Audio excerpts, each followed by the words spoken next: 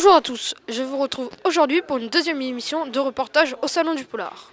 Allez, il faut qu'on y aille, on a déjà des interviews de prévues.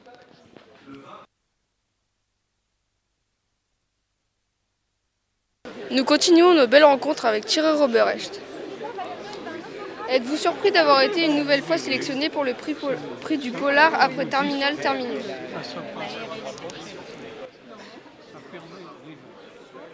Ensuite a pas mal de succès un peu partout en France, donc j'ai pas été étonné que Enfuite soit sélectionné. Par contre, j'étais étonné de gagner parce que Terminal Terminus avait aussi été sélectionné un peu partout, mais n'avait pas gagné le prix. Donc j'étais à la fois pas vraiment surpris, et puis quand on écrit, on espère toujours avoir le meilleur aussi. Donc, quand on fait toutes choses dans la vie, tu vois, si tu fais du sport, tu espères gagner ton match. Avec tout le respect que tu peux porter aux gens qui jouent avec toi ou contre toi, tu vois. Donc j'étais pas surpris, mais j'étais surpris de gagner. Je pensais qu'il serait sélectionné, ou nominé, mais peut-être qu'il serait resté qu'il ne sortirait pas du lot, quoi. Là, ça m'a surpris. Mais c'était une agréable surprise. Pouvez-vous nous présenter votre roman intitulé En fuite? Alors le roman En fuite est un roman librement adapté d'un fait divers où un père de famille a kidnappé ses enfants et s'est caché pendant presque 10 ans en France, dans les forêts en général, en s'appuyant sur son passé de circassien. Donc il faisait du cirque et donc il s'est... Parce qu'on ne s'enfuit pas, on ne se cache pas comme ça pendant des années en France, et qui est un pays... où il y a beaucoup de police quand même, où on pourrait rencontrer pas mal de gens, souvent de gendarmes, et donc il s'est appuyé sur ses appuis, sur ses amis, sur ses anciens amis du cirque, pour pouvoir disparaître avec ses 2 enfants. Et là, j'ai fait une différence, c'est que dans le roman, le papa s'appuie sur des anciens amis politiques, des anciens gauchistes, donc des appuis politiques, des activistes de gauche qu'il a retrouvés un peu partout en France. Voilà. Et puis, à un moment, parce qu'il se cache, il est confronté à des gens qui lui posent problème, et son fils, qui a été kidnappé, va pouvoir à un moment sauver toute la famille, parce qu'il va transgresser l'ordre de son père, et il va d'une certaine manière le trahir, mais le trahir pour une bonne cause, et il va sauver la famille grâce à cette trahison. Voilà, ça c'est le résumé succinct d'Enfuite. Vous parlez d'un sujet de société, les kidnappings d'enfants pendant un divorce difficile. Pourquoi ce choix? Parce que malheureusement, quand on ouvre le journal et qu'on lit la presse, on découvre qu'il y a de plus en plus souvent de kidnapping d'enfants entre parents, pas de kidnapping d'enfants parce que quelqu'un a kidnappé un enfant pour des raisons, parce que c'est un pervers sexuel ou parce qu'il y a une demande de rançon, mais entre parents, pour avoir la garde des enfants, il y a une espèce de guerre qui s'installe. Et il arrive parfois, heureusement c'est rare, mais il arrive de plus en plus souvent quand même, qu'un des parents kidnappe les enfants pour pouvoir les garder avec lui. Alors c'est assez complexe parce que ce qui prouve qu'il y a un amour énorme pour les enfants, mais en même temps une volonté de leur nuire et de nuire au conjoint aussi, ce qui est quand même assez antagoniste. Qu'appréciez-vous particulièrement quand vous écrivez un roman policier?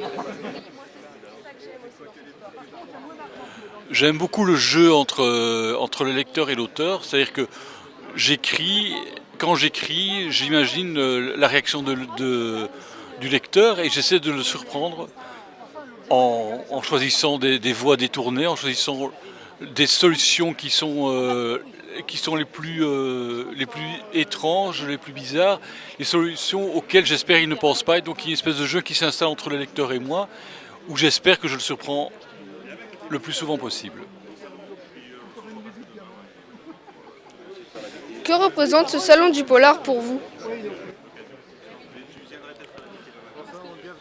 Une manière de... Alors, il y a deux éléments dans le salon du polar. Il y a la rencontre avec les collégiens c'est une chose, et puis la rencontre avec parfois les parents lors d'une dédicace ou des collégiens aussi lors des dédicaces. Et puis la rencontre avec il y a 3 éléments, parce qu'il y a aussi la rencontre avec mes collègues auteurs que j'ai pas toujours l'occasion de voir parce que je viens de Bruxelles et j'ai pas toujours l'occasion de les voir. Et donc il est assez agréable de rencontrer des lecteurs comme toi, de rencontrer des parents de lecteurs. Ça m'arrive aussi, de rencontrer des collègues, c'est vraiment... Et donc c'est très important pour moi Tu sais, quand on envoie comme ça un livre dans l'espace littéraire, si tu veux, ou l'espace libraire, finalement, on a très peu de retours, on ne sait pas très bien ce qui se passe, comment les lecteurs a trouvé le bouquin, et donc c'est très important de rencontrer les lecteurs dans les rencontres autour du collège, ou de rencontrer les lecteurs au moment des dédicaces. Donc c'est très important. Le salon du polar est vraiment très important. En plus ici, c'est pas un salon généraliste, c'est un salon où tout le monde a une passion, c'est le polar, et donc c'est une passion que j'ai aussi. Donc voilà, tout le monde se retrouve, c'est super. Et je prends beaucoup de plaisir à venir, et surtout quand je gagne le prix des collégiens.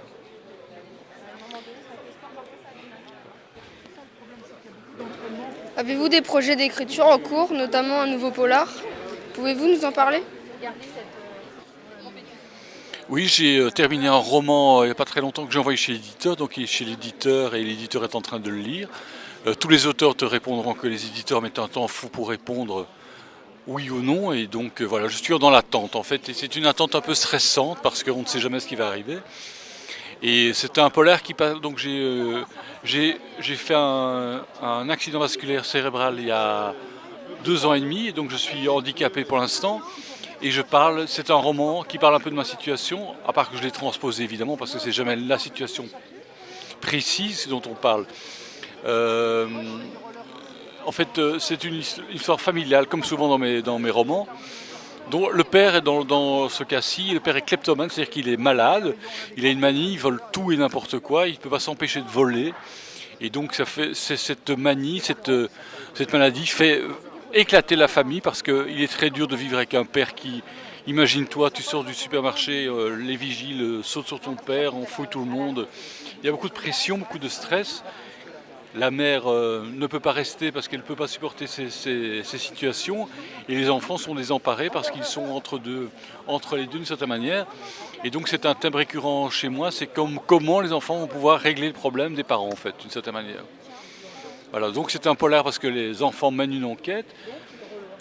Les enfants, surtout le plus grand des enfants est obligé, cherche le père qui se cache parce qu'il est recherché. Et voilà, tout ça fait un polar qui j'espère sera publié et que tu liras un jour. Êtes-vous surpris d'avoir remporté le prix du polar jeunesse?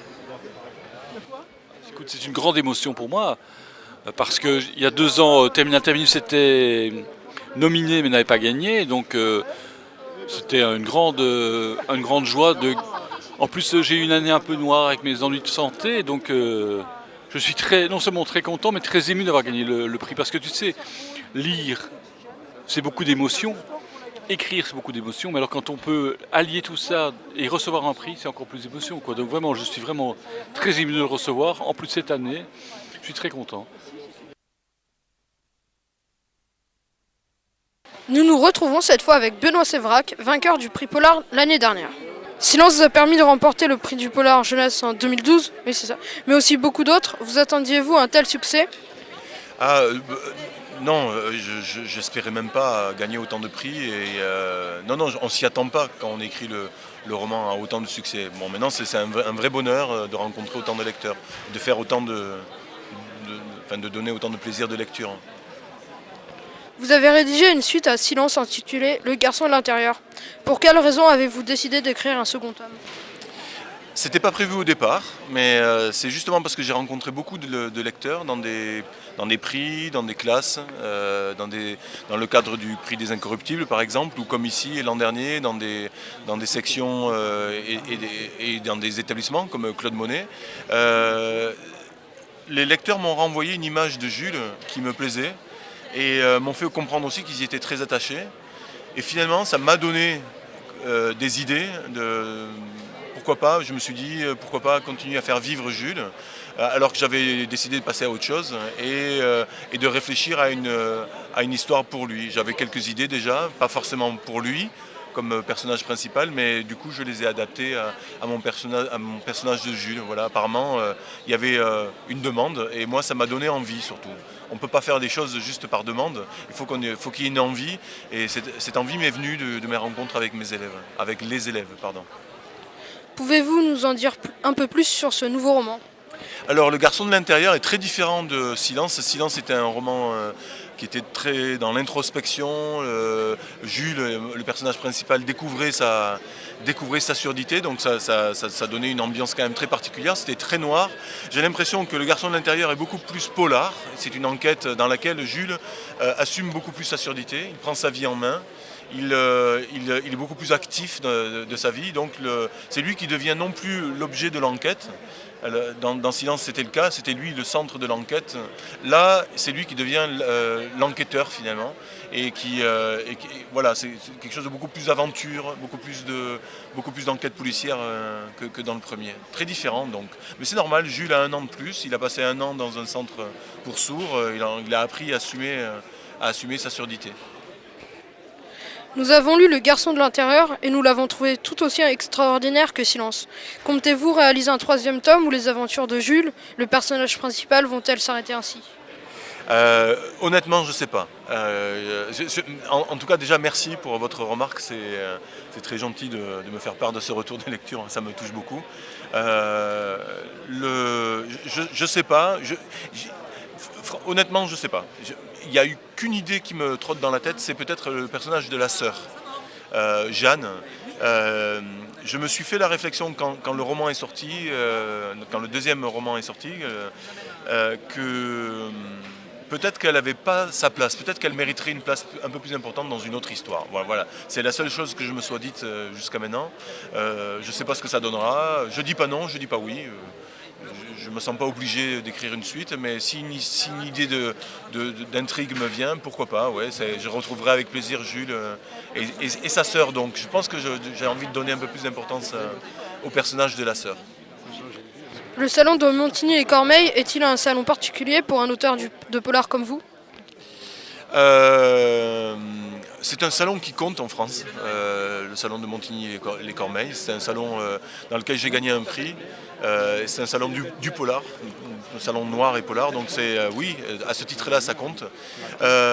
J'ai gagné un prix, donc je me sens attaché, j'ai envie de dire, pour toujours au salon de Montigny-les-Cormeilles. Il y aura toujours une relation bien particulière avec ce salon. J'ai fait des rencontres l'an dernier au collège. Et également avec des enfants qui venaient d'un établissement hospitalier. Ça aussi, ce sont des choses qui m'ont marqué. Je pense que c'est sentimental, oui. Et voilà, je crois que le salon de Montigny-les-Cormeilles a pour moi une valeur sentimentale indéniable. Enfin, dernière question. Avez-vous des projets d'écriture? Oui, alors plus que des projets, là maintenant ça y est, je peux l'annoncer, en janvier 2014 sortira un autre roman jeunesse, chez Syros également, chez les éditeurs Syros, en hors collection, qui s'intitulera L'homme qui dessine, et c'est un polar préhistorique, humaniste et existentialiste. Voilà, je crois que j'ai inventé un nouveau concept de roman policier qui se passe en moins de 30 000 dans les Pyrénées. Et c'est une histoire entre l'homme sapiens sapiens et l'homme de Néandertal. Voilà, je ne peux pas en dire beaucoup plus pour l'instant, mais il sort le 16 janvier et ça c'est une belle aventure à venir également.